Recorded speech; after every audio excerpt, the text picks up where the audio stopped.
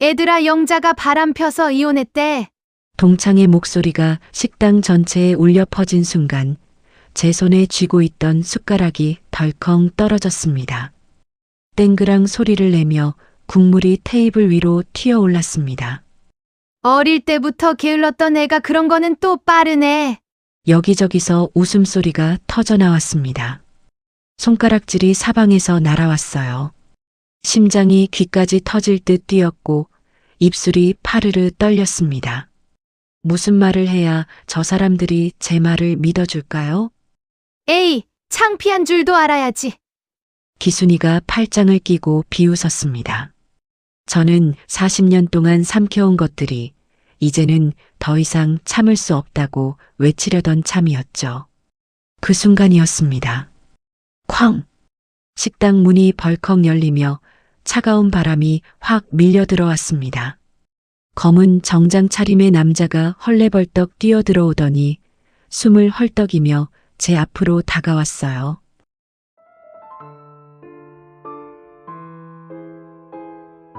며칠 전이었어요.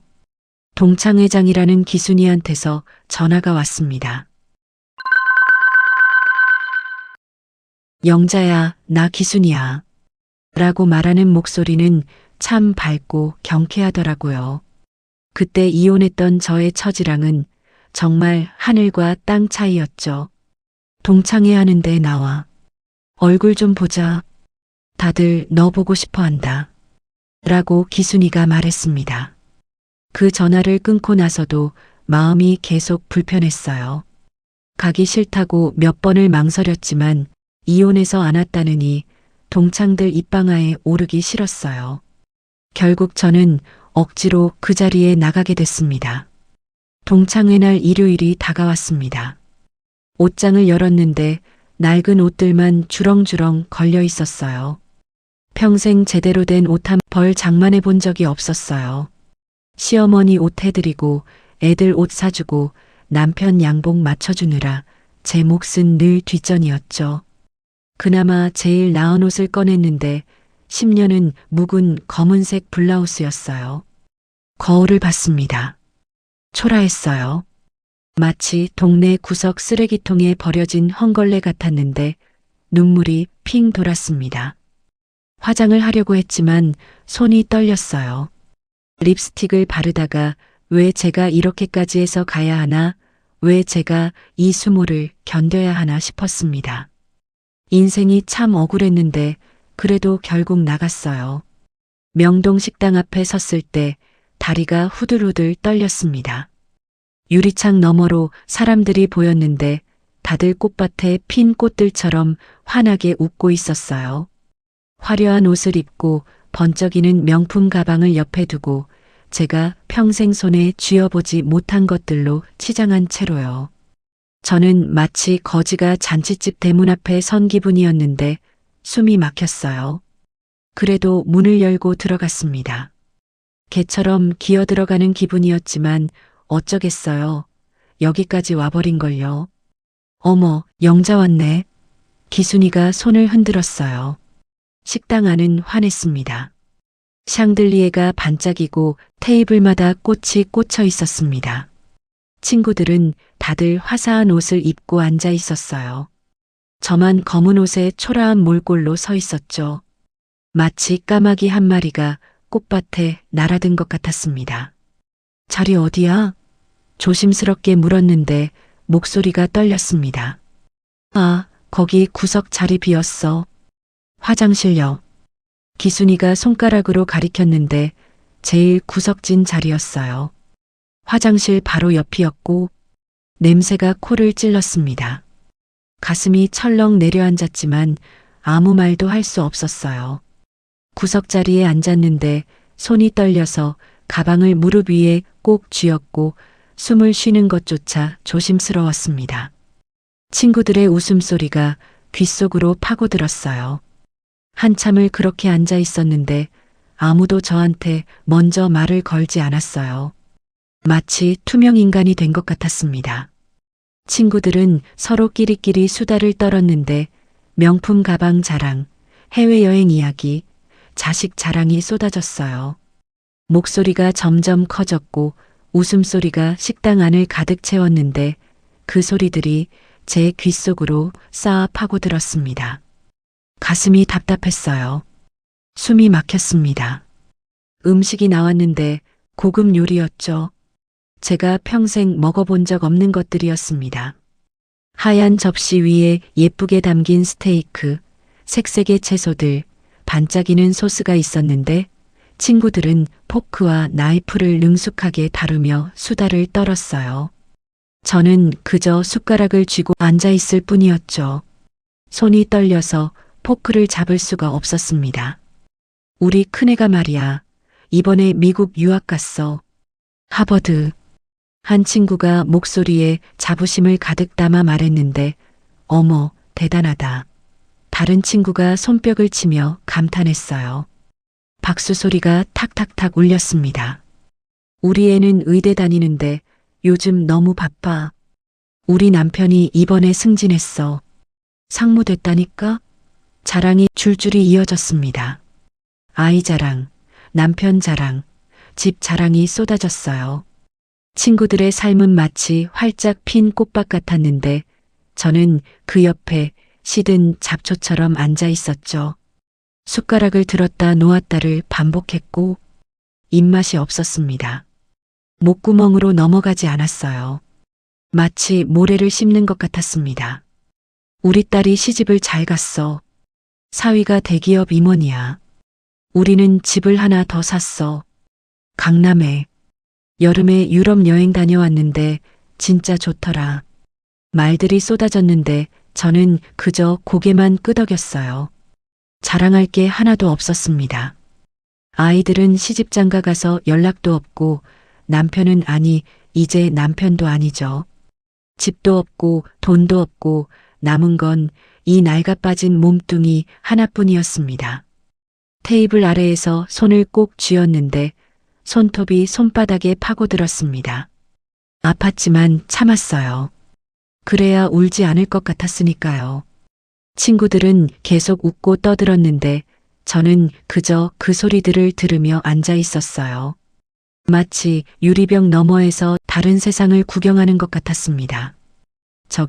저 사람들은 행복한 세상에 살고 저는 어둡고 차가운 세상에 갇혀 있는 것 같았어요.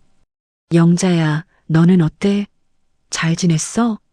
기순이가 갑자기 저를 쳐다보며 물었는데 눈빛을 날카롭게 세우고 있었어요. 마치 저를 시험하는 것 같았습니다. 식탁이 조용해졌어요.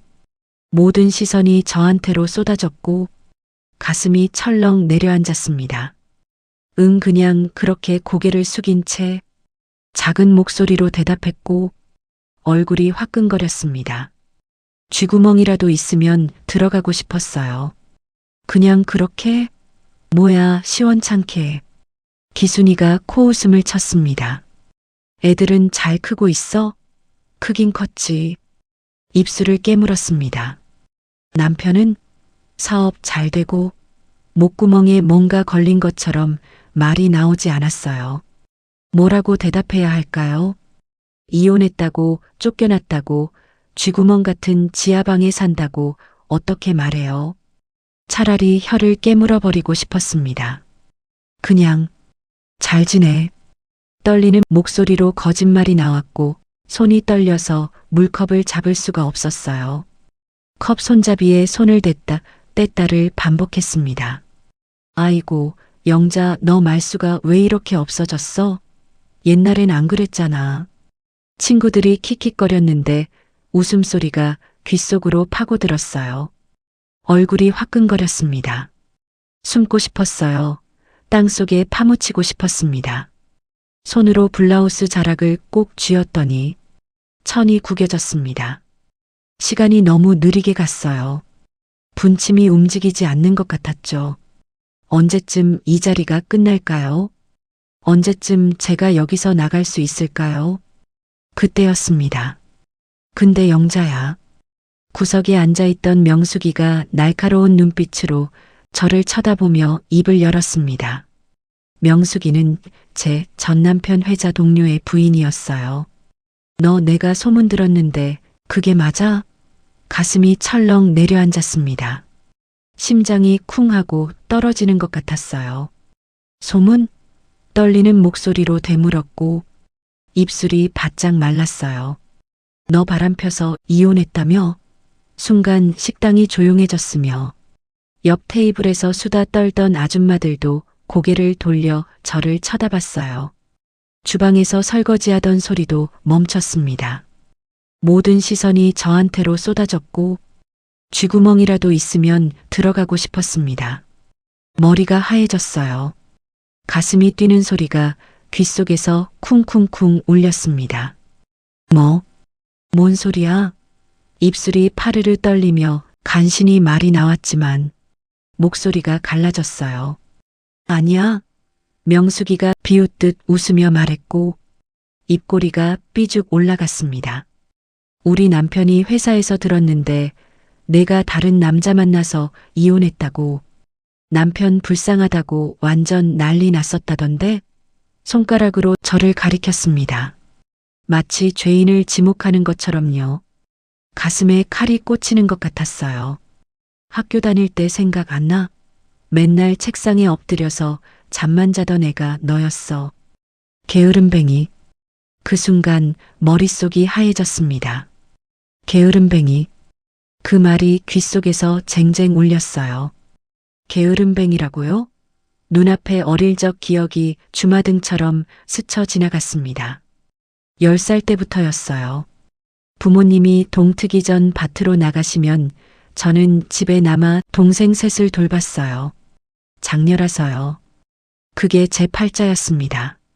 새벽 어둠 속에서 부뚜막에 불을 지폈는데 연기가 눈에 배어 눈물이 나도 그건 울음이 아니라고 스스로를 달랬어요. 밥을 짓고 동생들 입에 떠넣어주고 겨울이면 우물가에서 빨래를 했는데 손이 트고 갈라져서 피가 배어 나왔어요. 얼음장 같은 물에 손을 담그면 손가락이 뚝뚝 부러질 것 같았지만 그게 제 몫이었으니까요. 빨랫감은 끝이 없었습니다. 그러고 나서야 학교에 갔는데 늘 지각이었어요. 야, 박영자 또 잔다. 선생님이 책상을 탁 치는 소리에 깼는데 침이 흘러 교과서가 젖어 있었고 아이들이 킥킥거리며 손가락질했습니다. 잠꾸러기, 게으름뱅이. 뒤에서 누군가 소리쳤어요. 가슴이 무너졌는데 게으른 게 아니었어요. 새벽부터 일어나 식구들 밥 해먹이고 빨래하고 동생들 돌보고 나면 몸이 천근만근이었는데요. 하지만 누가 그걸 알아줬겠어요? 저는 그저 수업 시간에 조는 못난 아이였을 뿐이죠. 그래도 공부가 하고 싶었어요. 동생들을 재우고 나면 호롱불을 켜고 교과서를 펼쳤어요. 눈이 감겨도 뺨을 꼬집어가며 허벅지를 꼬집어가며 참았습니다. 대학에 가고 싶었으니까요. 이 좁은 동네를, 이 숨막히는 삶을 벗어나고 싶었어요. 그리고 붙었습니다. 합격증을 받아든 순간 손이 덜덜 떨렸습니다. 평생 처음으로 뭔가를 이룬 기분이었어요. 캄캄한 우물 속에 한 줄기 빛이 들어온 것 같았습니다. 아버지, 저 대학 붙었어요. 합격증을 꼭 쥐고 밭으로 달려갔고 숨이 턱까지 차올랐어요. 아버지가 허리를 펴고 땀을 닦으며 고개를 들었습니다. 딸이 무슨 대학이냐? 시집이나 가라. 아버지는 합격증을 펼쳐보지도 않고 말했는데 쌀쌀맞게 마치 당연하다는 듯이 그 한마디에 하늘이 무너졌는데 아니, 하늘이 무너진 게 아니었어요. 애초에 제게 하늘 같은 건 없었던 거였죠. 저는 그저 남의 집 식구들 몸뚱이였으니까요. 20살이 됐을 때 어머니가 낡은 사진 한 장을 제 앞에 내밀었는데 이 사람 괜찮다더라. 만나나 봐라. 어머니 눈빛에 애원이 담겨 있었어요. 제가 시집을 가야 동생들 학비가 나온다는 걸 굳이 말하지 않아도 알았어요. 저는 고개를 끄덕일 수밖에 없었어요. 작년이니까요. 결혼 생활이 시작됐고 40년이라는 세월이 물처럼 흘렀습니다. 새벽 5시면 시어머니가 방문을 두드렸어요. 며느리, 밥은 언제 할래? 평생을 그렇게 살았어요. 제 이름이 아닌 며느리로, 엄마로, 딸로만요. 박영자라는 이름은 어디론가 사라져버렸습니다. 시아버지가 중풍으로 쓰러지셨을 때 3년을 간병했고 시어머니가 치매에 걸리셨을 때는 10년을 간병했습니다. 10년이요. 밤낮이 따로 없었어요. 온몸이 다 으스러지는 것 같았고 허리는 나처럼 굽고 무릎은 녹슬은 문짝처럼 삐걱거렸습니다. 그리고 시어머니가 돌아가셨을 때 사람들이 말했어요. 박영자 씨, 이제 좀 숨통 트이겠네. 숨통이요? 제 인생이 다 타버린 쟤처럼 남은 게 없는데요. 얼마 안 있어서 남편이 밥상머리에 앉아 말했어요. 이혼하자. 40년을 함께 산 사람한테 할 소리가 그게 전부인가요? 며칠 후 알게 됐습니다. 남편한테 여자가 있다는 걸. 젊고 예쁜 저보다 20살은 어린 여자였어요. 그 여자가 집 앞까지 쳐들어왔는데 아줌마 왜 이렇게 우리 오빠 안 놔줘요? 화장을 해바르고 명품 가방을 들고 제가 평생 한 번도 가져보지 못한 것들을 주렁주렁 걸친 채로 아줌마는 이미 다 하셨잖아요. 애들도 다 컸고 이제 오빠 좀 편하게 해줘요. 결국 이혼했습니다. 40년이 이렇게 한 장의 종이로 끝나는구나 싶었습니다. 집에서 쫓겨나서 지하 반지하 월세방에 처박혔는데 햇빛 한 주 만드는 곳이었어요.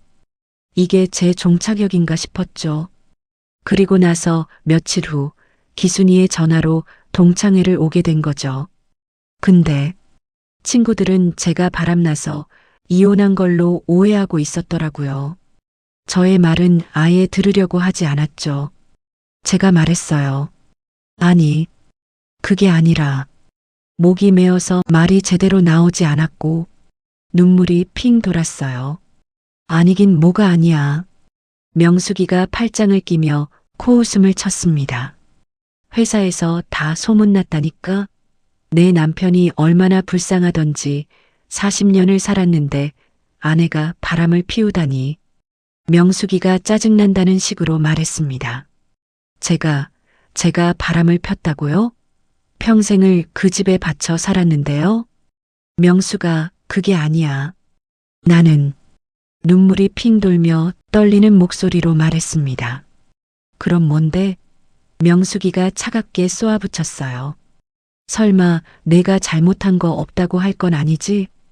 친구들이 수군거리기 시작했는데 웅성웅성 소리가 귓속으로 파고들었어요. 어머, 진짜야? 영자가 바람을 피웠다고? 그 게으름뱅이가? 이럴 땐 빠르네. 무슨 재주로?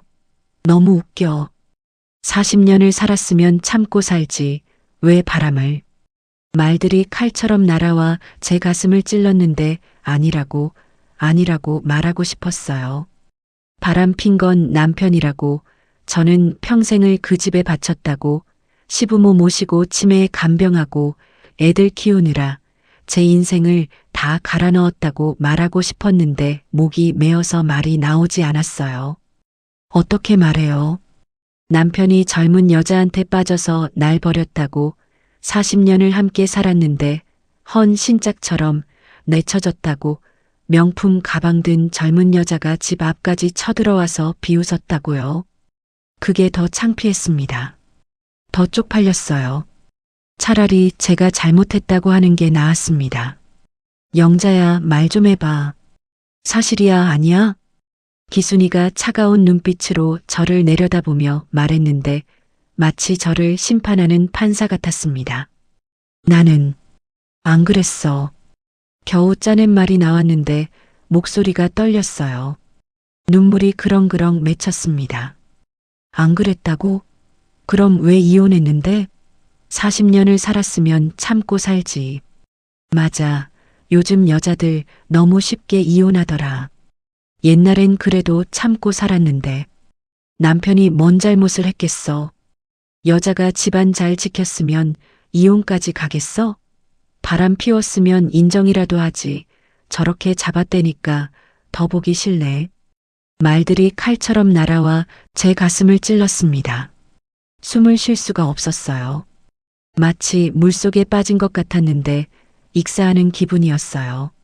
손으로 가슴을 움켜쥐었는데 블라우스가 손바닥에 구겨졌습니다. 영자야, 내가 뭘 잘못했는지 알아? 너 혼자 잘났다고 남편 버린 거 아니야? 기순이가 한숨을 푹 쉬며 말했고 명숙이가 손가락으로 테이블을 톡톡 치며 말했어요. 남편이 바깥에서 고생해서 돈 벌어오는데 그런 남자를 두고 바람을 펴? 바람 피우고도 잡았다니까 더 나빠 보여. 차라리 솔직하게 말하지. 말들이 폭포수처럼 쏟아졌는데 저를 짓눌렀어요.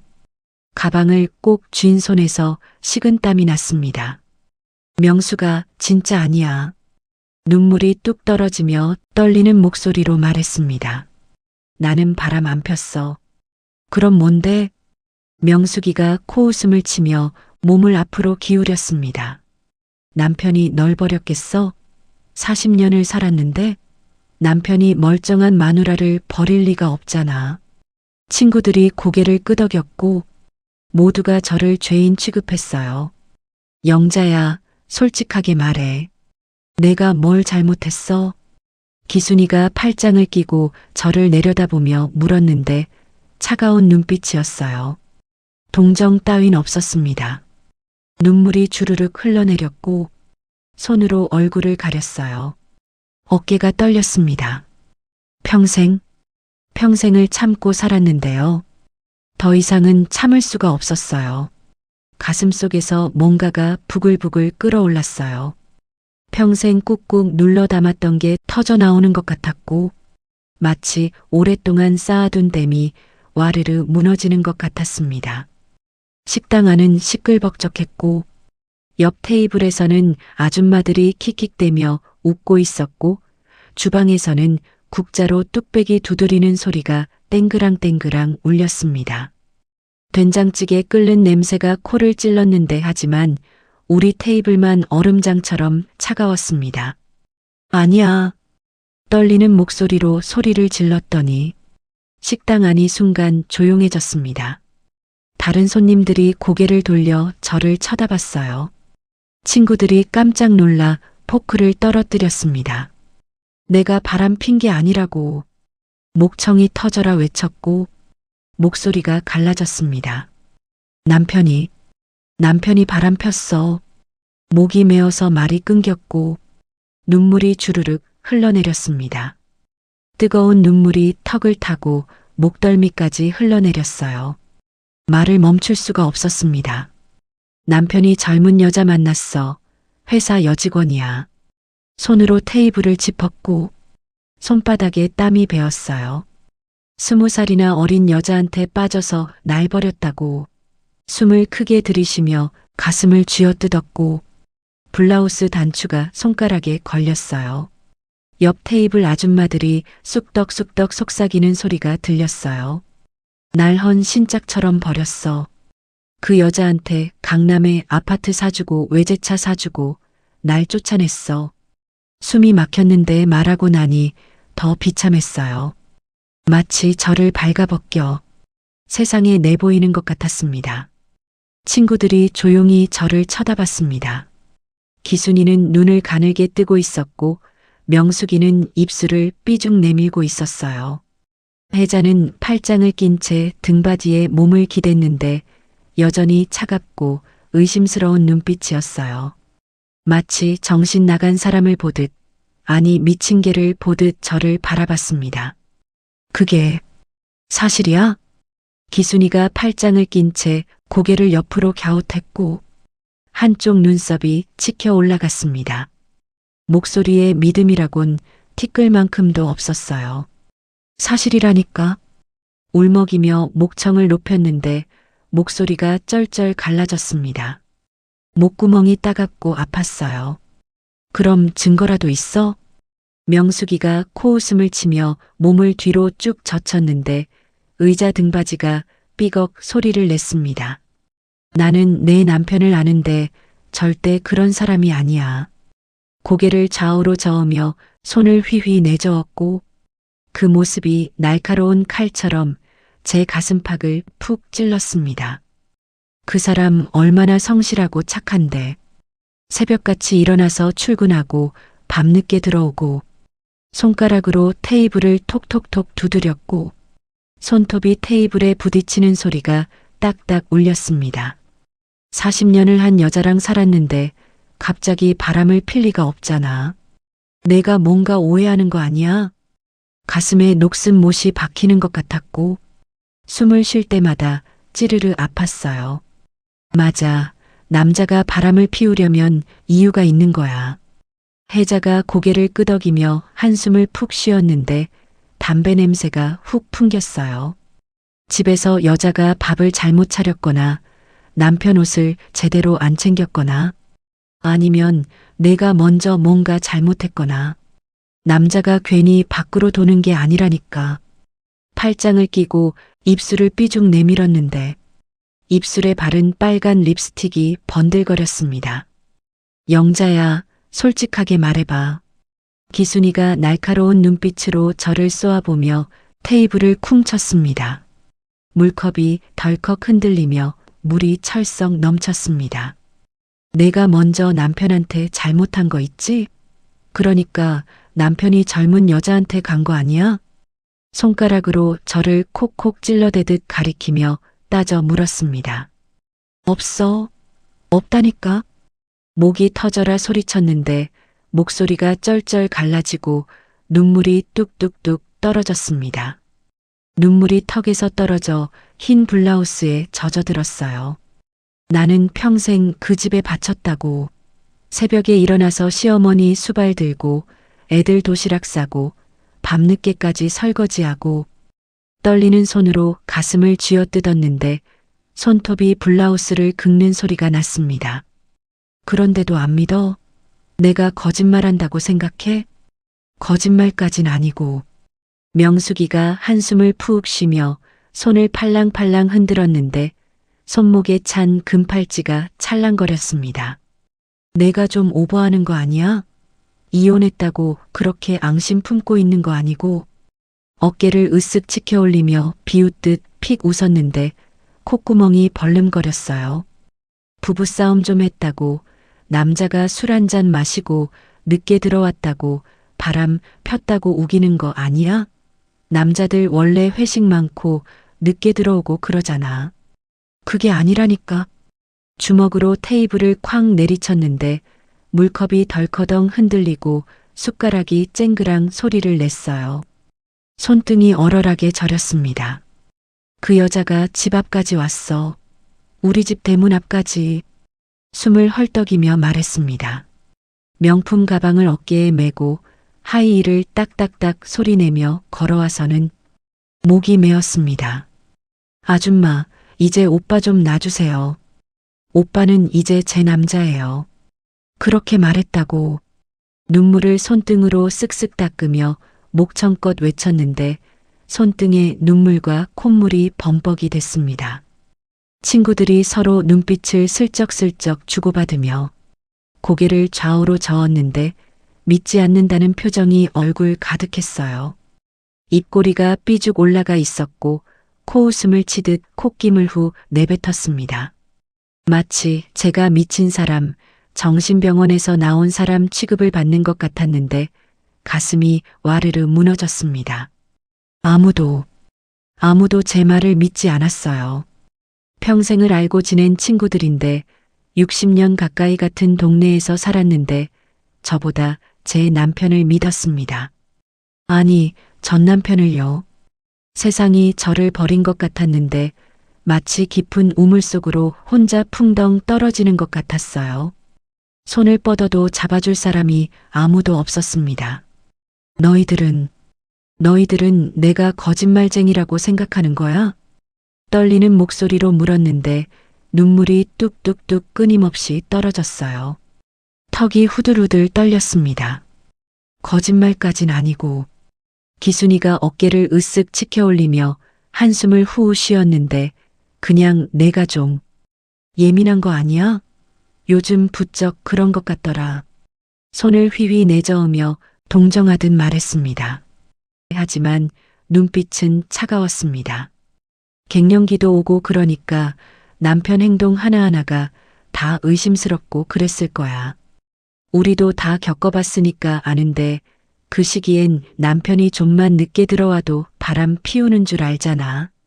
혜자가 고개를 끄덕이며 킥킥 웃었는데 그 웃음소리가 날카로운 송곳처럼 제 심장을 푹푹 찔렀어요. 영자야, 이혼했다고 그렇게 앙심 품지 마. 명숙이가 손을 휘휘 흔들며 대수롭지 않게 말했는데 남자도 불쌍하지. 평생 벌어서 너 먹여 살리고 애들 학교 보냈는데 늙으니까 젊은 여자 눈에 좀 가는 거지. 그게 뭐 대수야. 친구들이 킥킥킥 웃었는데 웃음소리가 귓속으로 쌓아 파고들었어요. 마치 제 고통을 발로 짓밟고 침뱉는 것 같았습니다. 제 인생이 40년 고생한 제 삶이 농담거리가 된 것 같았습니다. 좌절감이 쓰나미처럼 밀려왔는데 가슴이 텅텅 비는 것 같았어요. 말해봤자 소용없었습니다. 아무도 믿지 않았어요. 제가 피해자인데 오히려 제가 거짓말쟁이가 된 것 같았습니다. 평생을 바쳐 살았는데 이제는 정신 나간 사람, 갱년기로 돌아버린 사람 취급을 받고 있었습니다. 억울해서 미칠 것 같았고 가슴이 터질 것 같았습니다. 자리에서 후다닥 일어났어요. 다리가 후들후들 떨렸고 의자가 뒤로 삐걱 밀렸습니다. 가방을 와락 움켜쥐고 몸을 일으켰는데 가방 끈이 손바닥에 파고들었습니다. 친구들이 눈만 굴려 저를 쳐다보았고 고개도 돌리지 않았습니다. 영자야, 어디가? 기순이가 눈썹을 슬쩍 치켜세우며 건성으로 물었어요. 목소리에 걱정 따윈 눈곱만큼도 없었습니다. 오히려 귀찮다는 표정이었어요. 나가볼게. 떨리는 목소리로 말했고 눈물이 멈추지 않았습니다. 시야가 흐릿하게 번졌어요. 에이, 벌써? 밥이나 먹고 가지. 안 먹었잖아. 친구들이 입으로는 그렇게 말했지만 손은 벌써 젓가락을 집어들고 반찬을 집고 있었어요. 진심은 아니었습니다. 오히려 제가 얼른 나가주길 바라는 것 같은 눈빛이 그렇게 말하고 있었습니다. 발걸음을 옮겼고 다리가 휘청휘청 거렸어요. 넘어질 것 같았습니다. 문 쪽으로 비틀비틀 걸어갔는데 발목이 꺾일 것 같았습니다. 뒤에서 친구들이 웅성웅성 속삭이는 소리가 들렸습니다. 쯧쯧, 진짜 이상해졌네. 완전히 돌아버린 거 아니야? 갱년기인가 봐. 불쌍하긴 한데 저러니까 남편이 바람 피우지. 전 남편이 더 불쌍하네. 평생 벌어서 먹여 살렸는데. 말들이 날카로운 칼처럼 등을 푹푹 찔렀고 숨이 턱턱 막혔습니다. 그냥 걸었어요. 문손잡이를 와락 잡았는데 손이 부들부들 떨렸어요. 차가운 쇠손잡이가 손바닥에 닿았습니다. 세상에서 제일 외로운 기분이었고 아무도 제 편이 없었어요. 세상에 혼자 남겨진 것 같았습니다. 바로 그 순간이었습니다. 헉! 헉! 헉! 밖에서 거친 숨소리가 들렸는데 누군가 뛰어오는 발소리가 쿵쿵쿵 들렸습니다. 벌컥 문이 와르르 거칠게 열렸고 한 남자가 숨을 헐떡헐떡 몰아쉬며 들어섰어요. 얼굴이 토마토처럼 새빨갛게 달아올라 있었고 땀이 이마에서 주르륵 주르륵 흘러내리고 있었습니다. 안경알이 김으로 뿌옇게 흐려져 있었어요. 감색 양복을 입은 50대쯤 되는 중년 남자였는데 한 손에는 까만 서류 가방을 꽉 쥐고 다른 손에는 하얀 종이 서류를 바들바들 흔들고 있었어요. 서류가 구겨져 있었습니다. 그 남자가 식당 안을 휙 둘러보더니 저를 발견했는데 눈이 휘둥그레졌습니다. 안경 너머로 눈이 커졌어요. 박영자 씨. 큰 소리로 제 이름을 와락 불렀는데 목소리가 식당 안가득 울려 퍼졌습니다. 주변 사람들이 모두 깜짝 놀라 쳐다봤어요. 숟가락 소리가 멈췄습니다. 친구들도 수저를 탁 내려놓고 무슨 일인가 싶어 고개를 쫙 빼고 바라봤는데 입을 떡 벌리고 있었습니다. 박영자 씨 맞으시죠? 남자가 헐떡헐떡 거친 숨을 몰아쉬며 제게 다다다 다가왔는데 구두굽이 바닥을 딱딱딱 찼어요. 몇 번을 전화했는데 안 받으셨어요. 숨을 후후 몰아쉬며 종이를 휘휘 흔들었는데 종이가 바스락바스락 소리를 냈습니다. 찾아뵈려고 집도 가보고 동네도 돌아다녔는데 간신히 찾았습니다. 저는 멍하니 그 남자를 쳐다봤는데 누구지? 이 사람이 왜 날 찾는 거지? 무슨 일이지? 저는 말을 더듬었고 입술이 바들바들 떨렸어요. 친구들이 우르르 자리에서 일어났고 의자가 끼익끼익 소리를 냈어요. 누구야, 저 사람? 영자 아는 사람인가? 무슨 일이래? 수근수근 속닥속닥 소리가 들렸습니다. 남자가 가쁜 숨을 후 가다듬었으며 정장 안주머니에 손을 쑥 넣어 명함을 꺼냈어요. 명함이 하얗게 빛났습니다. 저는 법무법인 정의에서 나온 변호사 김동철입니다. 명함을 쓱 내밀었는데 금색 글씨가 반짝였습니다. 변호사라고요? 머릿속이 새하얗게 하얗게 변했습니다. 변호사가 왜 날 찾는 거지? 또 무슨 일이 생긴 거야? 전 남편이 또 무슨 짓을 한 거야? 속으로 겁이 났습니다. 중요한 서류가 있어서 찾아뵀습니다. 변호사가 들고 있던 하얀 종이를 쫙 펼쳤는데 글씨가 빽빽하게 적혀 있었습니다. 오늘까지 꼭 도장을 찍으셔야 해서 급하게 찾아다녔습니다. 제 손에 서류를 쑥 밀어 쥐어줬는데 종이가 축축하게 땀에 젖어 있었어요. 서류를 눈앞에 가져다 댔고 글씨가 빽빽하게 적혀 있었지만 눈물이 그렁그렁 고여서 잘 보이지 않았습니다. 글씨가 번져 보였어요. 친구들이 제 뒤로 우르르 몰려왔습니다. 고개를 쭉쭉 빼고 서류를 들여다봤어요. 숨소리가 거칠었습니다. 뭐야, 그게 무슨 서류래? 영자한테 무슨 일이야? 기순이가 제 어깨 너머로 서류를 힐끔 보려고 했는데 목을 기다랗게 빼고 있었습니다. 변호사가 안경을 쓱 치켜 올리며 다시 한번 말했습니다. 박영자 씨, 아주 중요한 일입니다. 목소리가 진지했고 눈빛이 반짝였습니다. 지금 바로 얘기 좀 나눌 수 있을까요?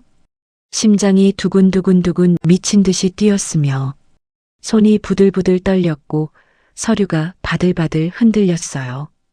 종이 넘어가는 소리가 바스락 났습니다. 오늘까지 도장을 찍어야 한다고 머릿속이 새하얗고 복잡했습니다. 친구들의 시선이 따갑게 등을 찔렀어요. 변호사가 진지한 눈빛으로 저를 똑바로 쳐다봤습니다. 박영자 씨 앉으시죠. 천천히 차근차근 설명드리겠습니다. 변호사가 서류 가방 지퍼를 드르륵 열었고 안에서 두툼한 노란 봉투를 꺼냈어요. 봉투가 묵직해 보였습니다. 먼저 이것부터 보시죠. 봉투를 풀더니 서류를 한 장 한 장 테이블 위에 펼쳐 놓았는데 글씨가 빽빽하게 적혀 있었어요. 고 박순자 여사님께서 남기신 유언장입니다. 순간 가슴이 철렁 내려앉았습니다. 시어머니 이름이었어요. 유언장이요? 떨리는 목소리로 물었습니다. 네, 박순자 여사님께서 돌아가시기 한 달 전에 저희 법무법인에 오셔서 직접 작성하신 유언장입니다. 변호사가 고개를 끄덕이며 서류를 손가락으로 톡톡 두드렸는데 여사님께서 평생 모으신 재산 전부를 며느리이신 박영자 씨 앞으로 상속하신다는 내용입니다. 총액이 변호사가 잠시 말을 멈추고 안경을 치켜 올렸어요. 50억 원입니다. 50억? 친구들이 와락 소리를 질렀는데 50억이라고? 기순이가 눈이 휘둥그레져서 입을 떡 벌렸고 명숙이는 손으로 입을 막았습니다. 혜자는 의자 등받이를 꽉 붙잡았어요. 그게 무슨. 손이 부들부들 떨렸고 심장이 쿵쾅쿵쾅 미친 듯이 뛰었어요. 그런데 왜 아들한테가 아니라 저한테요? 떨리는 목소리로 물었습니다. 변호사가 서류 가방에서 봉투를 하나 더 꺼냈습니다. 하얀 봉투였어요.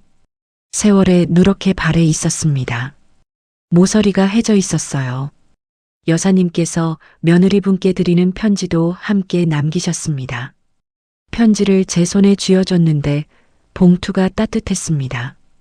마치 시어머니의 체온이 아직 남아있는 것 같았어요. 손톱으로 봉투를 조심조심 뜯었어요. 찢어지는 소리가 바스락 났습니다. 안에서 편지지가 나왔는데 한지로 된 편지지였어요. 시어머니가 아끼시던 그 한지였어요. 명절 때나 꺼내보시던 그 고급 편지지를 쫙 펼쳤습니다.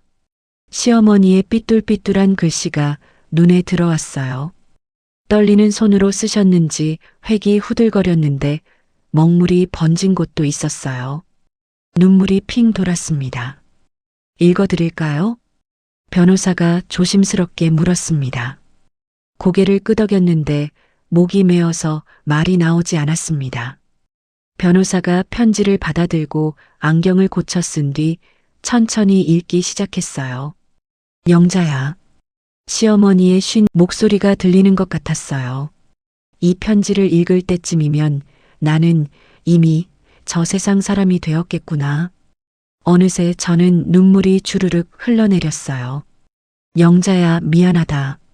40년 넘게 고생만 시키고 단 한 번도 고맙다는 말 제대로 못해줘서 너는 23살 꽃다운 나이에 우리 집으로 시집왔지. 그때 내가 얼마나 예뻤는지 아니? 하얀 피부에 까만 머리카락, 수줍게 웃던 그 모습을 나는 아직도 기억한단다. 손으로 입을 막았는데 눈물이 멈추지 않았습니다. 그런 내가 우리 집에 와서 40년을 한결같이 살았어. 새벽 5시에 일어나서 시아버지 밥상 차리고 애들 도시락 싸고 빨래하고 청소하고. 변호사가 잠시 말을 멈추고 물을 한 모금 마셨습니다. 허리 아픈 나를 병원에 업고 갔지. 중풍 걸린 시아버지 기저귀 갈아드리고 밤새 간병하느라 눈 한 번 제대로 못 붙였잖아. 내 고운 손은 거칠어지고 꼿꼿하던 허리는 굽고 까만 머리는 새하얗게 새었지. 23살 꽃 같던 아가씨가 60줄 할머니가 되었어. 그런데 우리가 너한테 뭘 해줬니? 아무것도 안 해줬어. 내 옷 한 벌 사주지 못했고 내 고생 한 번 덜어주지 못했어. 그것도 모자라서 내 아들 녀석이 너한테 무슨 짓을 했니? 가슴이 쿵 내려앉았습니다. 영자야, 나는 다 알고 있었어. 내 아들이 결혼하고 얼마 안 돼서부터 바람 피우고 다닌 거. 친구들이 쥐 죽은 듯 조용했는데 숨소리조차 들리지 않았어요. 회사 여직원들이랑 술 마시고 밤늦게 들어오고 주말마다 골프장 간다고 나가고. 나는 다 알고 있었단다. 내가 혼자 애들 키우고 시부모 모시고 집안일 다 하는 동안 그놈은 밖에서 놀아났지. 젊은 여자들한테 돈 쓰고 명품 사주고. 내가 뭐라고 했겠니? 아들놈한테 100번도 넘게 말했어. 영자한테 잘하라고. 영자가 얼마나 고생하는데 그러냐고. 내 마누라를 귀하게 모셔라고. 하지만 그놈은 듣지 않았어. 미안하다, 영자야. 내가 자식 교육을 잘못했어. 그래서 내가 그런 고생을 한 거야. 다 이 시험이 잘못이야. 눈물이 주체할 수 없이 쏟아졌습니다. 그래서 내가 결심했단다. 내 재산을 너한테 다 물려주기로. 내 아들한테 주면 그놈은 1년도 안 돼서 다 날릴 거야. 도박하고 술 마시고 여자한테 쓰고. 하지만 너는 다르지. 너는 평생 알뜰하게 살았잖니. 돈 한 푼 함부로 쓰지 않고 애들 교육비 아끼려고 내 옷 한 벌 안 사입고 미용실도 안 가고 화장품도 안 사고. 그러니까 내 재산은 너한테 가야 해. 내가 받아야 해. 내가 평생 흘린 땀방울과 눈물의 대가야. 영자야, 40년 동안 우리 시부모 모시느라 정말 고생 많았다. 시집살이가 얼마나 고됐니? 말 한마디 못하고 등 굽혀 살았지. 코끝이 찡했습니다. 새벽같이 일어나서 시아버지 아침상 차리고 제삿날이면 혼자 음식 장만하고 명절이면 친척들 시중 들고 내 손이 얼마나 거칠어졌니? 한 번은 내 손을 봤는데 마음이 너무 아팠어. 겨울에 찬물로 빨래하느라 튼 손, 뜨거운 프라이팬에 데인 자국, 칼에 베인 흉터. 그 손을 보면서 내가 얼마나 미안했는지 아니? 그런데 말 한마디 못 해줬어. 고맙다는 말, 수고했다는 말, 미안하다는 말. 시어미로서 한 번도 제대로 해주지 못했어. 그래서 이렇게라도 갚으려고 해. 돈으로 갚는 게 비겁한 줄 알지만 이게 내가 너한테 해줄 수 있는 전부야. 변호사가 편지 마지막 장을 펼쳤습니다. 영자야, 이 돈으로 내가 하고 싶었던 거 다 하렴. 맛있는 거 먹고 예쁜 옷 사입고 여행도 가고 편하게 살아. 미용실도 가고 화장품도 사고 친구들이랑 좋은 데서 밥도 먹고 평생 못 해본 거 다 해봐. 그리고 당당하게 살아. 고개 숙이지 말고 눈치 보지 말고. 이제 내 인생은 내 거야. 영자야, 다음 생에 다시 태어나면 내가 너를 위해 살게. 그때는 내가 며느리가 되고 내가 시어미가 되어서 내가 너한테 잘할게. 변호사가 마지막 문장을 읽었습니다. 평생 고생한 우리 며느리 사랑한다. 그리고 정말 정말 고맙다. 시어머니 박순자 올림. 변호사가 편지를 조용히 접었는데 식당이 조용했어요. 아무 소리도 들리지 않았습니다. 저는 한참을 울었는데 어깨가 들썩들썩 떨렸어요. 눈물이 멈추지 않았습니다. 어머니, 어머니. 편지를 가슴에 꼭 안았는데 종이가 눈물에 젖어 축축해졌어요. 변호사가 조용히 기다려줬습니다. 한참 후에야 겨우 정신을 차렸어요. 박영자 씨, 변호사가 조심스럽게 말했습니다. 한 가지 더 말씀드릴 게 있습니다. 고개를 들었는데 눈물로 범벅이 된 얼굴을 닦았습니다. 여사님께서 전 남편분의 내연녀에게 손해배상 청구 소송도 준비해 두셨습니다. 서류를 한 장 더 꺼냈는데 혼인 파탄의 책임이 내연녀에게 있으니 위자료 2천만 원을 청구하라고 하셨습니다. 오늘 여기 도장만 찍으시면 바로 진행됩니다. 가방에서 도장을 꺼냈고 꾹 도장을 찍었습니다. 그리고 변호사가 두툼한 서류를 꺼냈습니다. 역삼동 건물 등기부등본입니다. 시가 30억 정도 되는 3층 상가 건물이에요. 1층부터 3층까지 전부 상가로 임대 중입니다. 월세 받으면 한 달에 800만 원 정도 나옵니다. 변호사가 서류를 펼쳤고 여기 세입자 명단이 있습니다. 1층은 기순이네 갈비집이네요. 순간 주변이 조용해졌습니다. 기순이가 얼굴이 하얗게 질렸어요. 입을 떡 벌렸습니다. 2층은 명숙이네 떡볶이. 명숙이가 휘청거렸는데 의자를 붙잡았습니다. 3층은 미용실하고 네일샵이에요. 김혜자 씨 아드님과 이순희 씨 따님 이름으로 계약되어 있네요. 혜자와 순이가 얼굴이 새하얗게 변했습니다. 그 순간 모든 게 이해됐어요. 친구들이 저를 무시하고 전 남편 편을 들었던 이유, 제 말을 믿지 않았던 이유가 다 있었습니다. 자기 가게 건물이 전 남편 이름으로 되어 있다고 알았던 거예요. 전 남편한테 잘 보여야 월세를 깎아줄 거라고, 쫓겨나지 않을 거라고 생각했던 거죠. 너희들 그럼, 떨리는 목소리로 말했을 때 가슴 속에서 뭔가가 치밀어 올랐어요. 일부러 나한테 그런 거니? 내가 전 남편이랑 이혼했다고 하니까 건물주 며느리가 아니게 됐다고 하니까 그래서 나를 거짓말쟁이 취급한 걸까요? 아무도 대답하지 않았어요. 친구들은 서로 눈빛만 주고받으면서 테이블 위에 놓인 포크가 덜그럭 소리를 냈습니다. 내가 바람 폈다고 소문내고 내가 정신 나갔다고 비웃은 게 다 일부러였던 거예요. 손이 부들부들 떨렸고 주먹을 꽉 쥘 수밖에 없었는데 손톱이 손바닥을 파고들었습니다. 그때였어요. 그래. 기순이가 고개를 확 들면서 눈빛이 날카롭게 빛났고 팔짱을 낀 채 턱을 치켜들고 저를 내려다봤습니다. 맞아. 일부러 그랬어. 너 평소에 너무 꼴배기 싫었거든. 목소리가 식당 안에 울려 퍼지자 옆 테이블 사람들이 고개를 돌렸고 수저 소리가 멈췄어요. 학교 다닐 때 생각 안 나? 맨날 책상에 엎드려서 잠만 자던 애가 너였잖아. 공부는 하나도 안 하고 시험 때마다 꼴찌하고 말이야. 혀를 차며 고개를 저으면서 입꼬리가 비틀어졌고 손가락으로 테이블을 톡톡 두드렸습니다. 우리는 얼마나 열심히 공부했는데 밤새워서 책 보고 학원 다니고 그렇게 악착같이 살았는데 그러더니 목소리가 더 높아지면서 소리쳤어요. 너는 건물주 아들한테 시집가서 호강한 거야.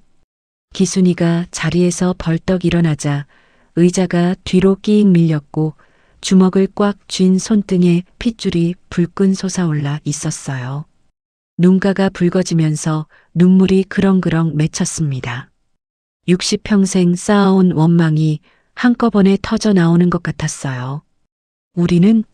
우리는 열심히 공부해서 대학 갔는데 뭐가 달라졌을까? 아무것도 안 달라진 거야. 나는 식당 차려서 하루 종일 기름 냄새 맡으며 설거지하고 청소하고 명숙이는 떡볶이 장사하느라 매일 고추장 냄새 풍기고 살아. 목소리가 점점 커지면서 손으로 가슴을 쾅쾅 치고 숨을 거칠게 몰아쉬었어요. 혜자는 미용실에서 남의 머리 감기고 순이는 네일샵에서 남의 손톱 깎고 우리 다 근근히 먹고 사는 거야. 알아? 한 달 월세 내고 나면 남는 거 없어. 기순이가 테이블을 쾅 치자 물컵이 덜커덩 흔들리면서 물이 철썩 넘쳐서 테이블볼을 적셨고 얼음이 잔 안에서 쨍그랑 소리를 냈어요. 그런데 너는 남편 잘 만나서 아무것도 안 하고 호강했잖아. 시어머니가 재산 많다는 소문 다 들었어. 건물도 있고 아파트도 여러 채 있다고 말이야. 손으로 공중을 휘저으면서 팔찌가 찰랑거렸고 숨을 거칠게 몰아쉬었습니다. 너무 불공평해 보였던 거야. 공부 안 한 애가 제일 잘 살고 열심히 산 우리는 이 모양이고 세상이 공평하지 않다는 걸 그녀들도 알고 있었던 거예요. 그래서 더 배가 아팠던 겁니다. 그래서 속이 시원했어. 너 이혼했다고 했을 때, 남편한테 버림받았다고 했을 때 말이야. 냉소를 띤 웃음을 지으면서 입꼬리가 한쪽만 올라갔고 눈빛이 차갑게 식어 있었어요. 이제 너도 우리랑 똑같아진 거지. 건물주 며느리 아니게 됐으니까 이제 우리랑 똑같은 처지가 된 거야. 명숙이도 고개를 들면서 눈빛이 날카로워졌고 입술을 삐죽 내밀면서 코웃음을 쳤어요.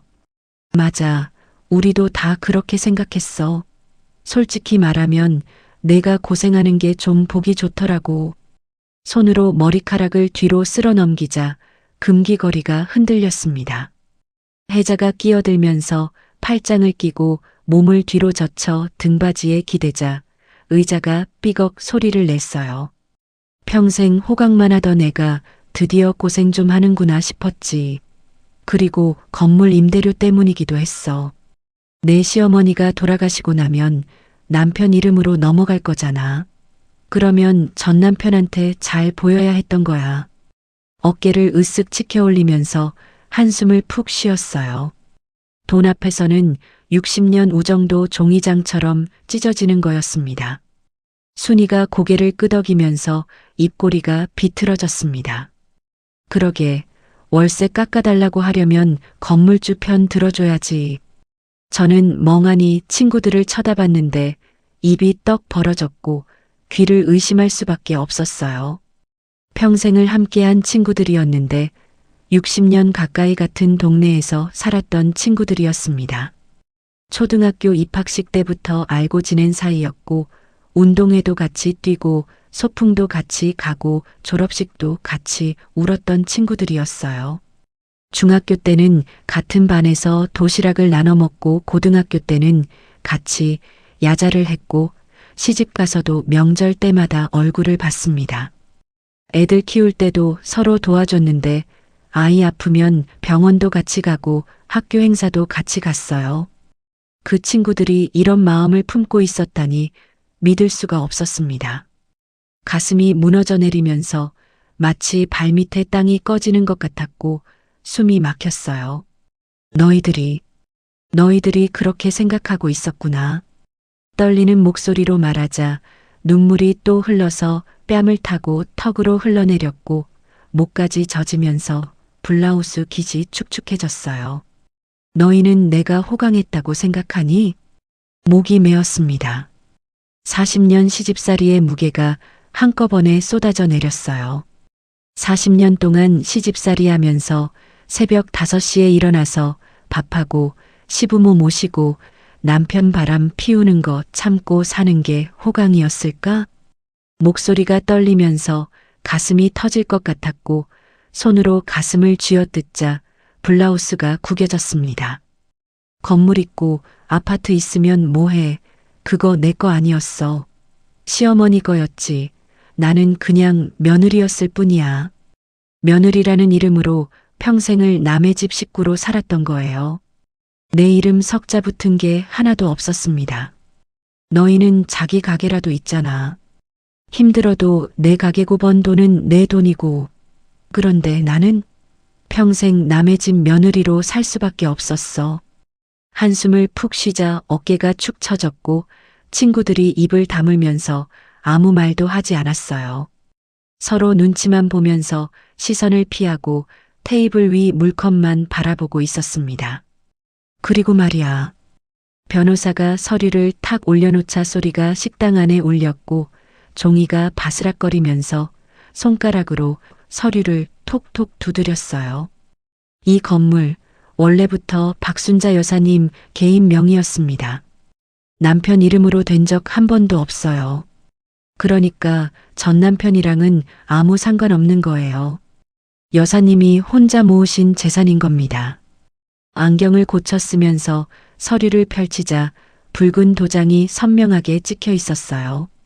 기순이가 얼굴이 하얗게 질리면서 입술이 파르르 떨렸고 손으로 테이블을 붙잡자 손톱이 하얗게 새었습니다. 명숙이가 휘청거리면서 옆 의자에 손을 짚었고 눈이 흔들리면서 초점이 흐려졌어요. 마치 버팀목이 무너진 사람처럼 온몸에 힘이 빠져나가는 것 같았습니다. 혜자는 손으로 입을 막으면서 눈이 휘둥그레졌고 숨을 헉헉 몰아쉬었습니다. 순이는 고개를 좌우로 저으면서 믿을 수 없다는 표정이었어요. 천천히 자리에서 일어나자 다리가 후들후들 떨렸고 테이블을 짚고 일어서면서 손바닥에 땀이 배었어요.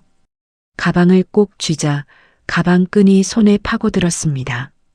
친구들을 하나하나 쳐다보면서 차갑게 식은 눈빛으로 바라봤어요. 더 이상 우정도 동정도 미련도 없었습니다.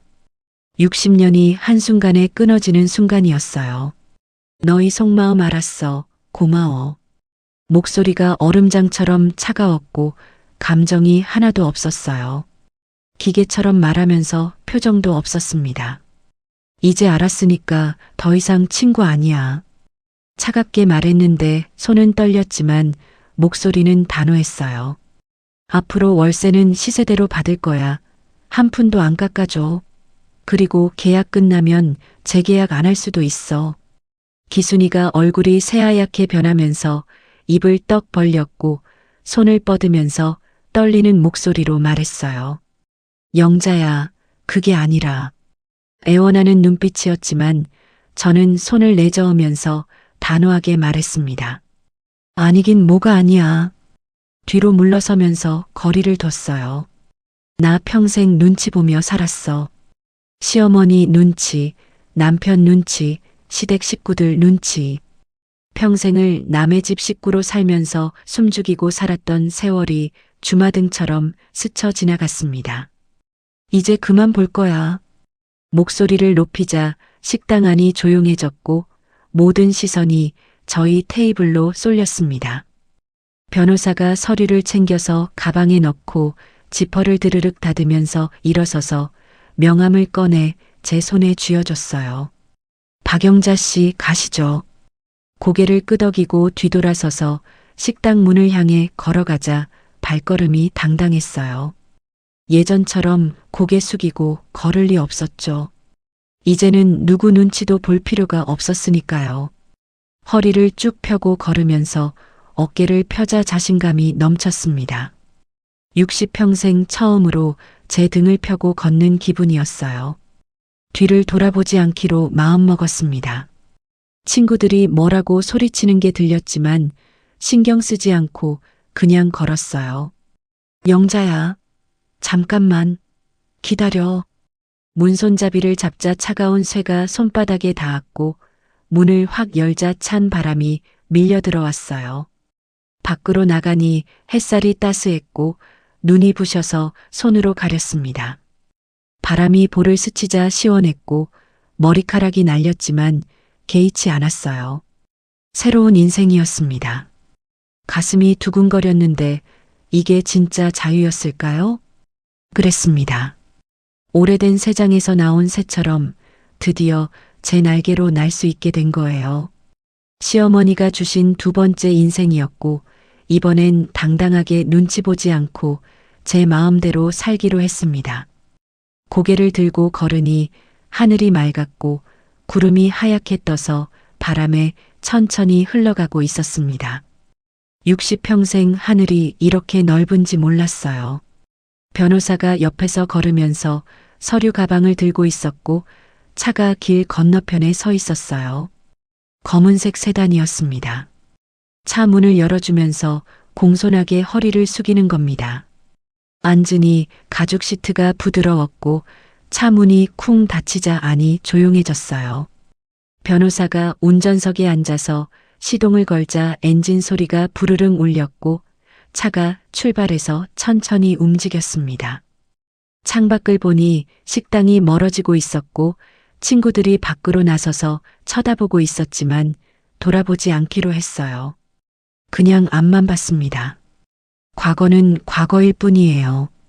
이제는 앞만 보고 살 거예요. 나도 이제 저 새처럼 자유로워. 중얼거리자 미소가 번졌어요. 휴대폰이 울려서 주머니에서 꺼내 화면을 보니 전 남편이었습니다. 받아야 했을까요? 잠시 망설였지만 받지 않기로 했어요. 이미 끝난 인연이었으니까요. 전화를 끊었지만 다시 울렸고 또 끊을 수밖에 없었습니다. 또 울렸어요. 세 번째는 받아서 귀에 댔습니다. 영자야. 전 남편 목소리가 들렸고 떨리고 있었어요. 무슨 일이세요? 차갑게 말하면서 감정이 없었습니다. 이제는 남남이었으니까요. 나 좀 보자 할 얘기가 있어. 목소리가 애원조였고 한심했어요. 할 얘기 없어요. 끊을게요. 전화를 끊으려고 하자 소리가 들렸습니다. 잠깐만. 제발. 나 지금 너무 힘들어. 그 여자가 날 버렸어. 돈 다 가지고 도망갔다고. 목소리가 울먹였지만 한심했습니다. 뿌린 대로 거두는 거였어요. 그게 저랑 무슨 상관이에요? 차갑게 말하면서 표정이 없었어요. 영자야, 제발 우리 다시 시작하자. 나 이제 아무것도 없어. 집도 없고 돈도 없고 갈 데가 없다고. 목소리가 떨리면서 울고 있었지만 마음이 움직이지 않았고 동정심도 들지 않았습니다. 그건 제 문제가 아니에요. 저한테 다시는 전화하지 마세요. 전화를 끊었고 손이 떨리지 않았어요. 이제는 정말 자유로웠습니다. 휴대폰을 테이블에 놓으니 다시 울렸지만 받지 않고 그냥 울리게 뒀습니다. 한참 울리다가 멈추자 조용해졌고 문자가 왔지만 확인하지 않았어요. 상관없었고 더 이상 그 사람은 제 인생에 없는 겁니다. 시간이 흘렀습니다. 새 아파트에서의 생활이 시작됐고 매일 아침이 새로웠어요. 햇살이 들어와서 눈을 뜨면 천장이 하얗게 보였고 제 집이라는 게 믿어지지 않았습니다. 60평생 처음으로 내 이름이 붙은 집이었어요. 일어나 앉아서 기지개를 켜면 몸이 가벼웠고 상쾌했어요. 거실로 나가서 창문을 열면 바람이 들어와서 시원했습니다. 내 집의 창문을 내 마음대로 여는 것, 이런 작은 것조차 행복이었어요. 커피를 내리니 향기가 좋았고 베란다에 앉아서 커피를 마시면 쓴맛이 혀끝에 감기면서 달콤함도 느껴졌어요. 이게 제 인생의 시작이구나. 생각하니 가슴이 뛰었고 앞으로 뭘 하며 살까 생각하니 설렜습니다.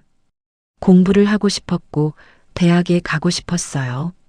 평생 못 이룬 꿈이었는데 이제 이룰 수 있는 겁니다. 늦었다고 생각할 때가 가장 빠른 때라고 하잖아요. 여행도 가고 싶었고 세계 곳곳을 다니고 싶었어요. 친구도 만들고 싶었는데 진짜 친구를요. 제 인생을 응원해주는 친구, 함께 웃고 울 수 있는 친구를 만들고 싶었습니다. 이해 타산 없이 순수하게 만날 수 있는 사람들이요. 오늘 할 일을 생각했고 먼저 대학 입학 원서를 알아봐야겠다고 했어요. 방송통신대학교가 있었고 나이 제한이 없었습니다. 60이 넘어도 공부할 수 있다는 게 감사했어요. 인터넷으로 검색하니 홈페이지가 나왔고 학과를 보니 문예창작과가 있었어요. 글을 쓰고 싶었고 제 이야기를 쓰고 싶었습니다. 40년 시집살이의 이야기를요. 원서를 써야겠다고 생각하니 가슴이 두근거렸어요. 그날 오후 학교 상담실에 전화를 걸자 친절하게 설명해 줬습니다. 다음 학기에 입학할 수 있다고 했고 서류를 준비하라고 했어요.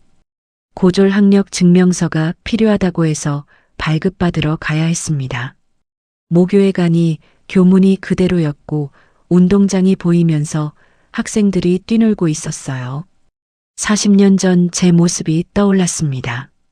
행정실로 가서 서류를 신청하고 잠시 기다리니 발급해줬습니다. 종이를 받아들자 손이 떨렸어요.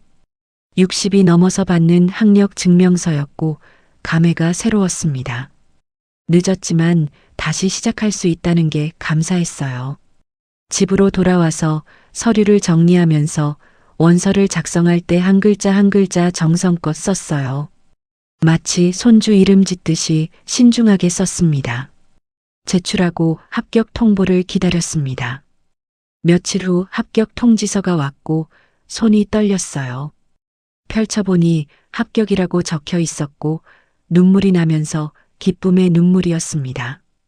60이 넘어서 받는 대학 합격증이었고 평생의 꿈이 이뤄진 겁니다. 늦었지만 이뤄졌어요. 학교 첫날이 다가왔고 설렜어요. 새 옷을 샀고 깨끗한 블라우스와 바지였습니다. 거울을 보니 젊어 보였고 가방을 들었는데 안에는 노트와 펜이 들어 있었어요. 마치 첫 등교하는 초등학생처럼 설렜습니다. 학교로 가서 강의실을 찾았습니다. 문을 열고 들어가니 사람들이 앉아 있었고 다들 나이가 있었어요. 30대부터 70대까지 다양했습니다. 저만 늦은 게 아니었어요. 자리에 앉으니 옆에 여자분이 웃으며 인사했어요. 안녕하세요. 저는 김선희예요. 손을 내밀어서 악수했습니다. 따뜻한 손이었어요. 안녕하세요. 박영자입니다.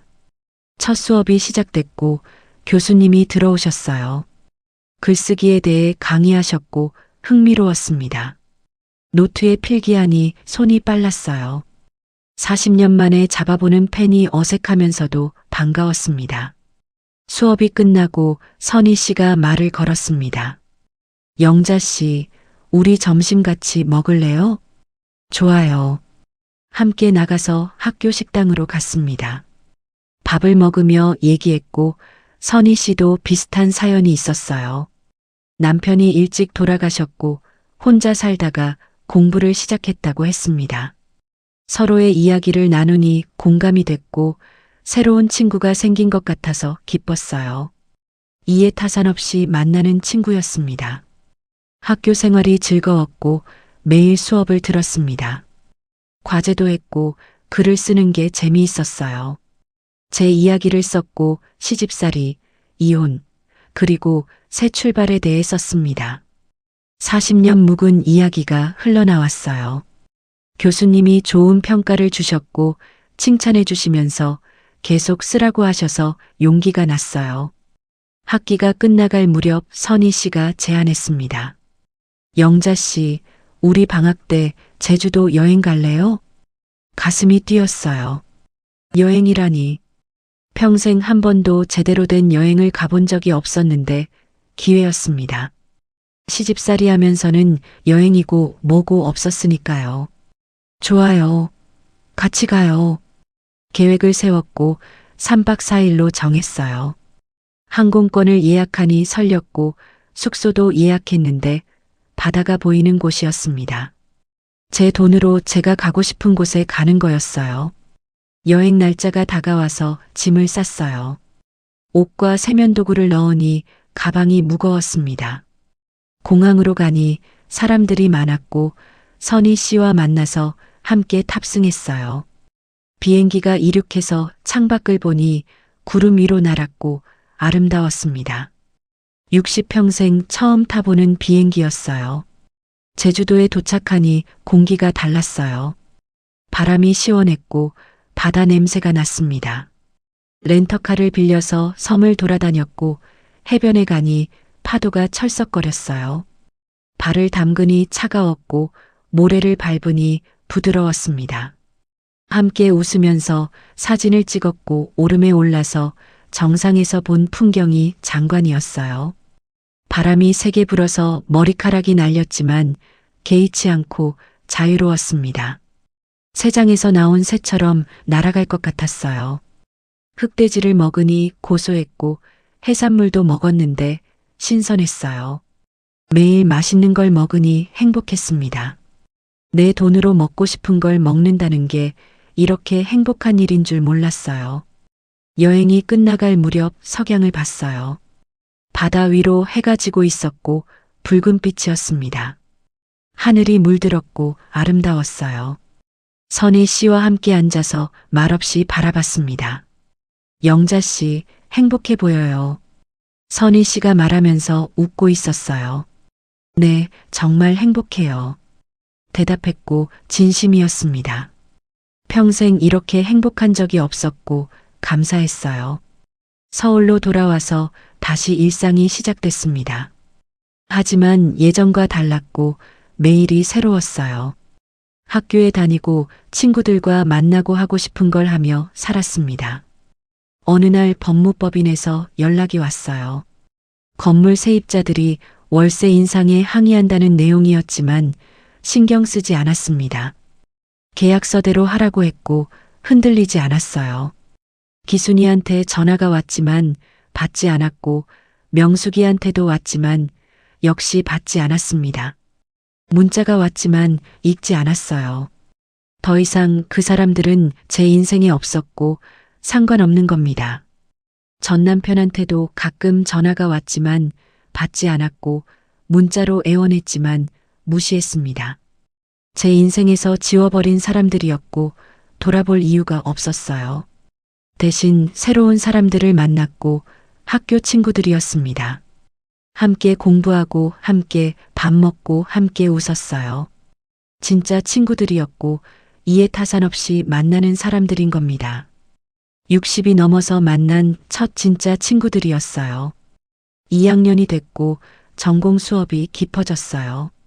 소설 쓰기를 배웠고 재미있었습니다. 단편 소설을 썼고 제 이야기를 각색했어요. 40년 시집살이가 글이 됐습니다. 교수님이 출판을 권했고 놀라웠습니다. 출판사에 원고를 보냈고 연락이 왔어요. 책으로 내고 싶다고 했고 믿을 수 없었습니다. 계약을 했고 인쇄를 받게 됐어요. 몇 달 후 책이 나왔고 제 이름이 표지에 있었습니다. 서점에 가니 진열대에 있었고 손으로 만져보니 실감이 났어요. 제가 쓴 책이었고 평생의 꿈이었습니다. 눈물이 났고 행복의 눈물이었어요. 책이 팔렸고 반응이 좋았습니다.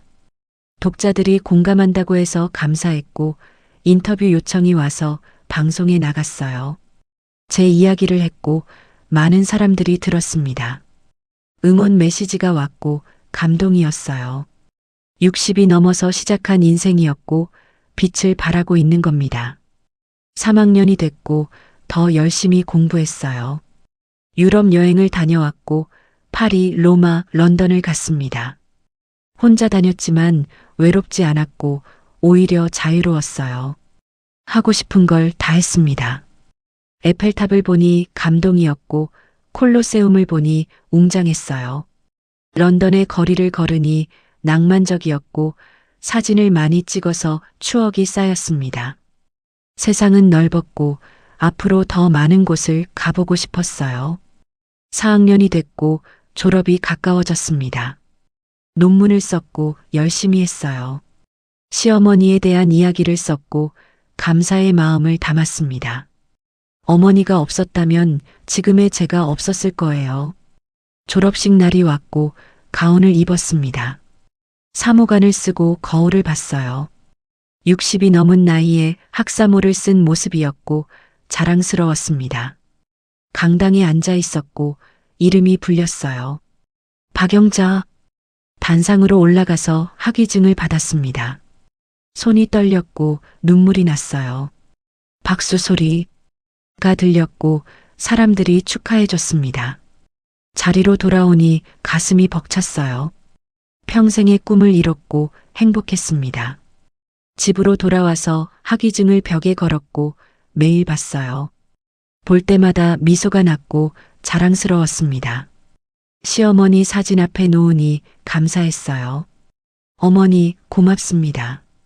중얼거리니 눈물이 났습니다. 어머니가 주신 기회였고 헛되이 쓰지 않았어요. 당당하게 살고 있었고 행복하게 살고 있는 겁니다. 지금은 70이 가까운 나이고 여전히 활발해요. 글을 쓰고 있고 에세이집을 준비 중입니다. 강연도 다니면서 제 이야기를 나눠요. 많은 사람들이 듣고 공감해 줍니다. 특히 비슷한 처지의 여성들이 용기를 얻는다고 해서 보람 있었어요. 제 이야기가 누군가에게 씨앗이 되는 거였습니다. 친구들과 자주 만나고 여행도 자주 갑니다. 일본, 동남아, 미국까지 다녀왔고 세상은 넓었어요. 앞으로도 더 다니고 싶고 계획을 세우고 있습니다. 건강도 챙기면서 요가를 배웠어요. 몸이 유연해졌고 기분이 좋습니다. 등산도 다니고 산 정상에 오르면 상쾌해요. 60이 넘어도 할 수 있는 게 많았습니다. 혼자 사는 게 외롭지 않냐고 물어보는 사람도 있지만 전혀 외롭지 않아요. 오히려 자유롭고 행복하고 매일이 감사합니다. 혼자라는 게 외로운 게 아니라 자유로운 거더라고요. 가끔 옛날 친구들 생각이 나고 어떻게 사는지 궁금하지만 연락하지 않아요. 필요 없습니다.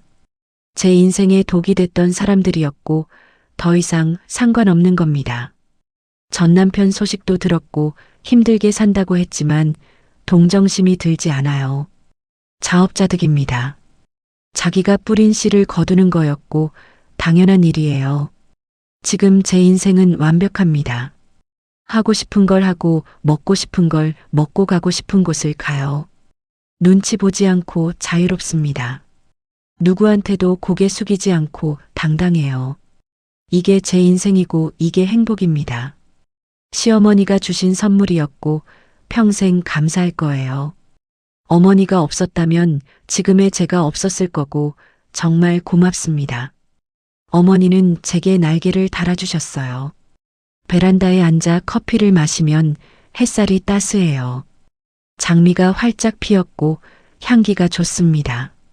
바람이 불어서 시원하고 하늘을 보니 맑아요. 새가 날아가고 자유로워 보입니다. 저도 저 새처럼 자유롭게 살고 행복해요. 이제 시작입니다. 제 인생의 진짜 시작이고 앞으로도 당당하게 살 거예요. 누구한테도 지지 않고 누구한테도 휘둘리지 않고 제 마음대로 살 겁니다. 60이 넘었지만 늦지 않았고 인생은 언제든 다시 시작할 수 있어요. 70이든 80이든 나이는 숫자일 뿐이고 마음이 중요합니다. 늦었다고 생각할 때가 가장 빠른 때예요. 당신도 할 수 있어요. 당신도 다시 시작할 수 있고 용기만 있으면 됩니다. 주저하지 마세요. 눈치 보지 말고 고개 숙이지 말고 당당하게 사세요. 인생은 한 번뿐이고 후회 없이 살아야 합니다. 우리 세대 여자들은 너무 오래 참고 살았어요. 이제는 우리도 우리 인생을 살아야 합니다. 제가 응원할게요. 당신의 새로운 시작을 응원하고 파이팅이에요. 우리는 아직 늙지 않았어요. 마음만 먹으면 뭐든 할 수 있습니다. 오늘도 해가 지고 있고 노을이 붉습니다. 아름다운 하루였고 내일도 기대돼요. 매일매일이 선물이고 감사합니다. 제 이야기가 누군가에게 위로가 되고 용기가 되기를 바라고 진심이에요. 당신도 행복하세요. 당신도 당당하게 사세요. 우리 모두 행복할 자격이 있고 그걸 잊지 마세요. 60년을 남을 위해 살았다면 이제는 나를 위해 사는 겁니다. 남의 시선, 남의 평가, 남의 기대에서 벗어나서 오롯이 나를 위해 사는 거예요. 그게 진짜 인생입니다. 감사합니다. 영자 씨의 이야기를 끝까지 들어주셔서 감사합니다. 혹시 이 이야기가 가슴에 닿으셨나요? 평생 눈치 보며 살았던 분, 친구라는 이름으로 상처받았던 분, 다시 시작하고 싶지만 용기가 나지 않는 분, 이 영상을 그분들께 보내주세요. 누군가에게는 인생을 바꾸는 계기가 될 수 있습니다. 댓글로 여러분의 이야기를 들려주세요. 나도 60이 넘었지만 대학에 가고 싶다. 나도 시집살이 40년, 이제는 내 인생을 살고 싶다. 친구에게 배신당한 적이 있다. 엄마한테 이 영상 보여드렸다. 어떤 이야기든 환영합니다. 여러분의 용기가 또 다른 누군가에게 힘이 됩니다. 구독과 좋아요, 알림 설정은 더 많은 분들께 희망을 전하는 힘이 됩니다. 60도, 70도, 80도 늦지 않았습니다. 지금 이 순간이 가장 빠른 때입니다. 당신의 새로운 시작을 진심으로 응원합니다.